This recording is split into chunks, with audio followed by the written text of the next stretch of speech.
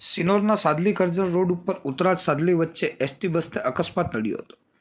કરજણથી સાદલી ચાલતી ઇન્ટરસિટી બસને અકસ્માત નડ્યો હતો. કરજણથી સાદલી તરફ જતી એસટી બસ રોડ છોડી મહાકાય વૃક્ષને લઈ કાંસમાં ખાબકી હતી. ઉતરાજ સાદલી ગામ વચ્ચે એસટી બસ મહાકાય વૃક્ષ સાથે ભટકાતા રોડની બાજુમાં આવેલ કાંસમાં ઉતરી પડી હતી.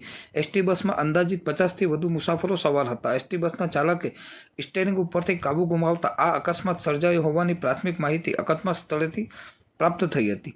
108 એમ્બ્યુલન્સ મારફતે 8 જેટલા ઈજા પામેલ પેસેન્જરોને મોટા ફોફળિયા સારવાર અર્થે ખસેડવામાં આવ્યા હતા, જેમાં 45 વર્ષીય ભરતભાઈ અને 11 વર્ષીય રિયા નામની બાળકીને વધુ સારવાર અર્થે મોટા ફોફળિયા હોસ્પિટલ ખાતેથી વડોદરા એસએસજી હોસ્પિટલ ખાતે રિફર કરવામાં આવ્યા હતા.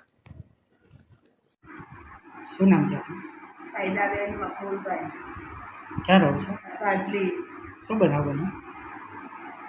અંકલેશ્વરથી અમે મેરેજમાં ગયા હતા તો તમે કરજણ આવ્યા અમે તો કરજણવાળી બસમાં બેઠા, શેખવા સાડલીવાળી બસમાં બેઠા અમે.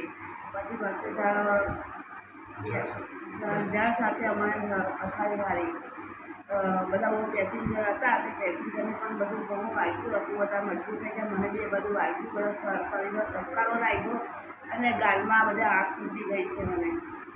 અને 108ને બોલાવીને પછી અમે ખોખરિયા લાવ્યા. ખોખરિયા અમને દાખલ કરેલા છે.